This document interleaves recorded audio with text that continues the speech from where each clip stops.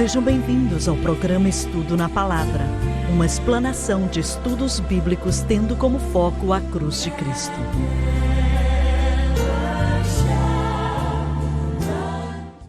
Bem-vindo hoje ao Estudo na Palavra. Eu sou o evangelista Jimmy Swaggart com o doutor David Watts, o David Borg e o Dave Smith. Temos muitos Davids hoje, e com o doutor Don Paul Gray e o John Rosenstern também. Sempre é muito bom ter esses homens aqui no programa. Eu sinto que eles adicionam muito valor ao programa.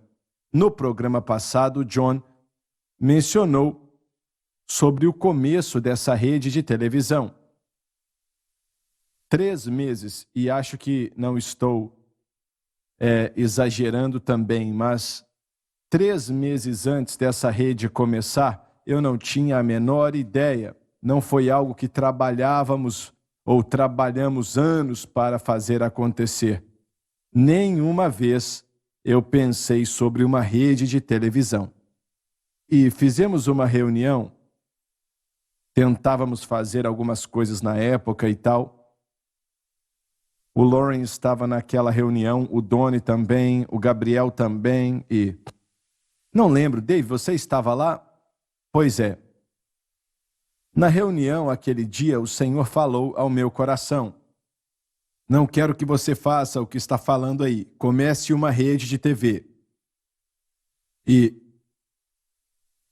começar uma rede de televisão não é algo simples. Naquela época, a Oprah Winfrey, é isso mesmo? Ela estava gastando a sua fortuna começando um canal. E eu disse: Deus, nós não temos nem dinheiro. E eu entendi que talvez ele não soubesse que o custo era alto. Mas eu não falei nada com as pessoas que estavam ali naquele dia, mas depois que todo mundo foi embora, eu fiquei ali e disse: Deus, é isso que o Senhor quer que a gente faça? E ele disse: sim, comece a fazer isso imediatamente. E quando Deus fala algo, dá certo. Nós não tínhamos dinheiro e não tinha problema. Alguns dias depois, a Nick estava no telefone com alguém lá em Houston e eles queriam uma programação em espanhol que nós tínhamos, e ela mencionou: vamos começar uma rede de televisão. E a pessoa disse: então você tem que conhecer fulano de tal. Desse jeito. E, pelo menos no que sei, uma organização na nação que tinha uma rede inteira, eles eram os únicos que existiam. E ela ligou para eles, e eles estavam em Miami, na Flórida, acho que foi isso mesmo, e disseram: semana que vem a gente chega aí. E 2 ou 3 vieram, e estávamos na sala de reunião, e eles disseram: irmão Swaggart, não temos mais sistemas de TV a cabo, de satélite. E eu não sabia muita coisa, apenas disse: bem, faça o seu melhor para colocar o programa onde ele deve chegar. Mas Deus sabia, e dentro de poucos dias, um dos maiores canais de venda na nação faliu. E vários canais em várias regiões foram ficando livres e disponíveis. Começamos a entrar e colocar o nosso canal em várias redes. E eu me lembro de estar assentado do lado da cama, estávamos em um culto para fazer uma cruzada, acho que foi na Costa Rica, e então pegamos o contrato para começar a passar no maior sistema de TV a cabo do mundo. Mas custava muito dinheiro, custava $1 milhão por mês. $1 milhão por mês. E eu disse: Deus, eu fiquei do lado daquela cama com o contrato na minha mão, porque eu tinha que assinar e mandar de volta. E eu disse: Deus, como vamos arrumar esse dinheiro? Não temos $1 milhão por mês. E ele disse: você não tem, mas eu tenho. E levantamos o dinheiro, e não vou entrar em detalhes, mas eu assinei o contrato, mandei de volta, levantamos alguns recursos, e nós precisávamos de $1 milhão em dinheiro. E 3 horas daquela tarde, e Talvez tenham sido 2 dias, eu não lembro direito. Foram 2 dias, Dave? Foi. E eu ouvi alguém dar um brado e alguns estudantes disseram: alcançamos $1 milhão. E é assim que Deus trabalha. Glória a Deus. É assim que Ele faz dar certo. Sim. Essa rede de TV começou em um armário de guardar vassoura. Sim. Ali era o nosso programa de rádio. E não dava nem para se mover ali. Ele ia daqui até ali, mais ou menos dessa largura. E essa era a nossa rede de televisão. Mas não despreze o dia de pequenos começos. Sim, sim. E eu liguei para as pessoas que começaram o programa e disse: eu quero tudo que vocês têm. Tudo que abrir, eu quero. Pode me dar. E foi o que eles fizeram. E agora o programa passa em uma grande parte desse mundo. Eu digo programa, mas a nossa rede. E esse é o Espírito de Deus. Agora, se eu tivesse falado não tem como, nós não temos dinheiro, não vai dar, isso não estaria aqui hoje. Mas eu sabia que se Deus mandou fazer, Ele ia dar um jeito. E Ele deu. Ele deu um jeito. Mas o mais milagroso não é o mecanismo para fazer o programa, mas a mensagem sobre o programa. Essa é a razão é o milagre. Pelo programa. A mensagem da cruz. Todas essas despesas são importantes e Deus fez tudo isso possível. E o que Ele deu, que é revolucionar a vida do cristão. É verdade. Uma vez que ele entende o que Jesus fez na cruz. Aqueles de nós que já recebemos, irmão Swagert, já recebemos a vitória, e ver a mensagem mesmo. tocar o mundo, e eu creio que irá mudar milhões de corações, e em breve irá mudar as denominações, eu creio. É tão poderoso assim. A mensagem da hora tem que ser profética. É incrível para mim a quantidade de pessoas que me dizem que assistem SBN o dia inteiro. É tudo que elas assistem. Nunca desliga. E pelo que eu saiba, antes da SBN, eu não conheço nenhum outro grupo que tenha o seu próprio canal de televisão. As pessoas têm os seus programas, mas lançar o seu próprio canal...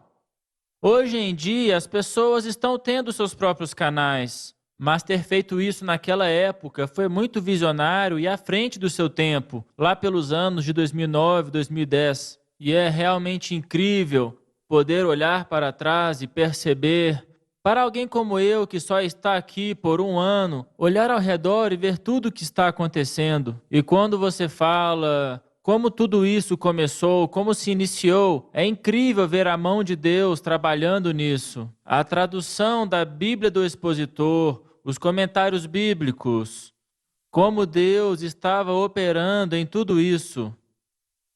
É verdade, acho que é só o início. Sim. O que Deus vai fazer, Ele vai tocar esse mundo, pois Ele ama as pessoas. Deus ama as pessoas, pois Deus amou o mundo. E eu creio que essa rede de televisão vai ganhar muitas almas. Amém. Ela vai ganhar almas para Jesus e que vai fazer muitas coisas nesse tempo. Esse seminário é muito importante, eu creio nisso. E creio que Deus vai usar grandemente a Bíblia de Estudo do Expositor. É excelente, Deus já está usando de maneira tremenda. Mas eu acredito que vamos ver uma colheita de almas que vai trazer pessoas para os pés da cruz. E, como diz a antiga canção, há um lugar na cruz para você. E existe lugar na cruz. Não importa o que a pessoa fez, não importa quão debilitada ela seja, ou quão doente ela esteja, existe um lugar na cruz. Glória a Deus. Sim. Ainda que milhões já tenham chegado, ainda tem lugar para mais um. Há lugar na cruz. Pai Celestial, eu oro por essa alma que está sofrendo. E não sabe o que fazer, que caminho seguir, mas o seu Espírito e o seu poder tocou suas vidas, Jesus, e os seus corações agora. Eleve-os acima das trevas, Deus, e plante os seus pés em solo firme. É o que peço, Senhor. Senhor. Cure, Deus, aonde a cura é necessária. Peço, Deus, que o Senhor Sim, liberte Senhor. quem precisa de libertação e liberte esse cativo. Peço que o Senhor salve aquele que precisa de Sim. salvação, que o Senhor encha com o Espírito Santo, que Ele habite nesse coração Aleluia. e nessa vida. Pedimos no poderoso e santo nome de Jesus Sim, Cristo, Jesus. pois existe um lugar na cruz para você. Ainda que milhões Aleluia. de pessoas já chegaram, ainda temos lugar para mais um. Temos um lugar na cruz para você. Mesmo durante o Covid, pessoas que estavam presas em casa ligaram as suas televisões, colocaram no nosso canal e isso aumentou muito o número dos nossos telespectadores. Os pedidos para Bíblias e livros e outros materiais como CDs Verdade. simplesmente foram às alturas. Deus pode pegar aquilo que o homem acha que é negativo e tornar aquilo em bênção. E sem mencionar o alcance das redes sociais. O perfil da SBN no Facebook e também no Instagram, as pessoas estão compartilhando as nossas postagens e também trechos dos cultos. Alcança muita gente. Muitas pessoas têm sido alcançadas por meio da internet.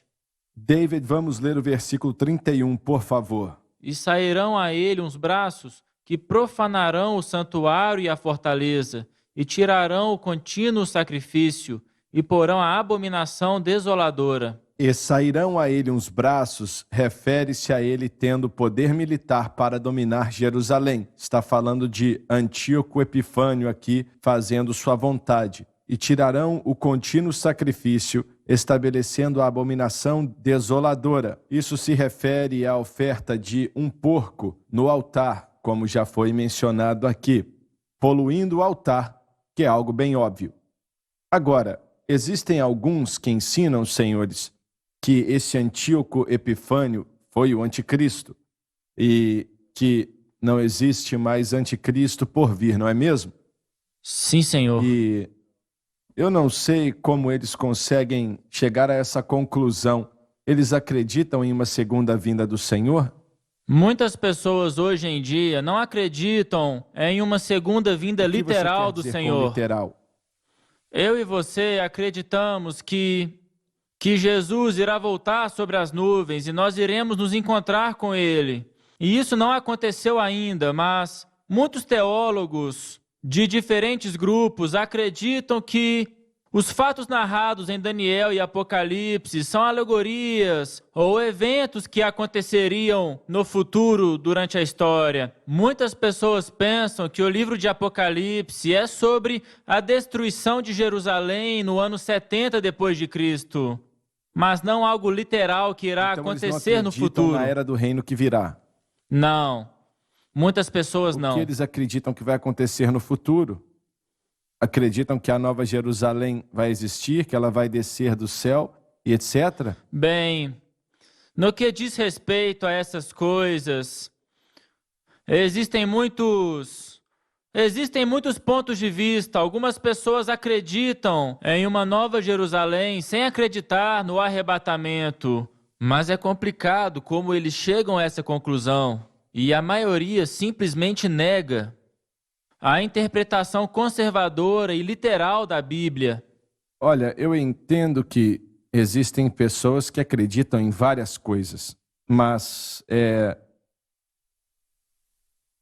um número vasto que se encaixa nessa categoria? Irmão Swegert, há uma população maior de ensino hoje que abraça os dois componentes. Um é o preterismo e o outro é o milenismo. O preterismo começou com Luís de Alcazar. Ele era um padre jesuíta católico romano. E na Contra-Reforma ele trouxe a ideia de tentar agradar os desejos dos protestantes, de ter esta visão apocalíptica do fim dos tempos. Então, eles criaram esta ideia de tudo isso que estamos vendo aqui em Daniel e no livro de Apocalipse foi completada antes do 1º século, e a maioria se encerrou em 70 depois de Cristo. Então, eles chamaram essa abominação da desolação de Epifania de Antioquia. Foi o cumprimento disso, e sabemos que não foi. E esse é o desafio que temos hoje, com esse ensino, essa ideia da ressurreição. Isso volta até os ensinos de Agostinho, o que Ticônio também ensinou, e outros antes dele, que era a ideia de que uma ressurreição espiritual já aconteceu. Agostinho acreditava que no ano de 1000 depois de Cristo, o reino milenar se encerraria na Perúgia, que é o retorno do Cristo o Messias. Ele acreditava na vinda do Sim, Senhor. na Perúgia, na segunda volta, como chamamos, mas eles não viam e entendiam como a ressurreição ou o arrebatamento, mas alguns chamam de primeira ressurreição. Agostinho é chamado de pai da igreja, de certa forma, não é? Sim, ele era, e havia muitos erros em seu ensino, teologicamente falando, bem como havia em João Calvino. João Calvino ainda acreditava nos aspectos sacramentais da Igreja Católica, além de acreditar que Jesus Cristo não pagou o débito do pecado na cruz. Ele teve que ir para o inferno para completar o pagamento. Aonde esse povo que você está descrevendo coloca o apóstolo Paulo? Estamos olhando para uma mistura de ensinos dos católicos romanos e depois um rapaz chamado Grotius, que se tornou, ele era um teólogo, mas também estava tentando criar um relacionamento entre os católicos romanos e os protestantes daquele tempo, mais ou menos 100 anos depois disso. E ao fazer isso, ele abraçou este conceito preterista e amilenista. Mas o que deu origem a isso é o que nós chamamos de dominianismo, e há dois diferentes caminhos dele. E a ideia dele é a igreja tomando posse do mundo. E a segunda vinda de Cristo é quando ele retornará à Terra depois que a igreja subjugar o planeta. Nós temos estes dois caminhos de dominianismo nos evangélicos e os outros chamamos de reconstrucionistas. Eu os chamo de autonomistas. Sem pânico, eu já vou explicar o que significa. Os evangélicos são inclusivos. Eles acreditam que tudo vai se reconciliar. Haverá uma unidade, enquanto os reconstrucionistas são diferentes. Eles acreditam para que haja uma restauração do mundo, eles devem trazer as leis do Antigo Testamento, menos o sistema sacrificial. Então a ênfase deles, dos reconstrucionistas, são, mais uma vez, tomar posse das diferentes influências do mundo, o sistema educacional, político, interessados em tomar posse da mídia. Então o objetivo é cristianizar o mundo. Há alguns outros, e você é familiar com aqueles que têm este pensamento. O objetivo desses indivíduos, por não verem o arrebatamento acontecer, eles estão esperando pela oportunidade deles. Eu vou mencionar alguns nomes, pois eles podem não ser conhecidos. Rosh Ashduni, que na década de 60 era muito popular, escreveu um livro chamado As Instruções da Lei.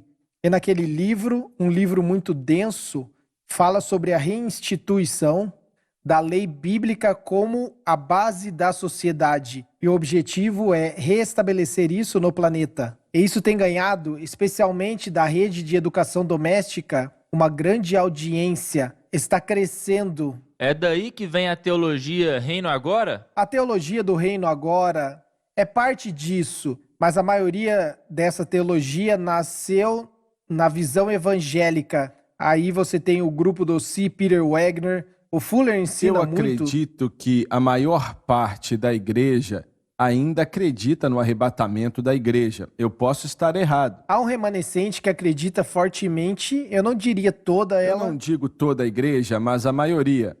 A igreja evangélica. Verdade. Não a igreja liberal. Eu não acho que eles se importem muito com isso. Mas vocês acham que eu estou exagerando?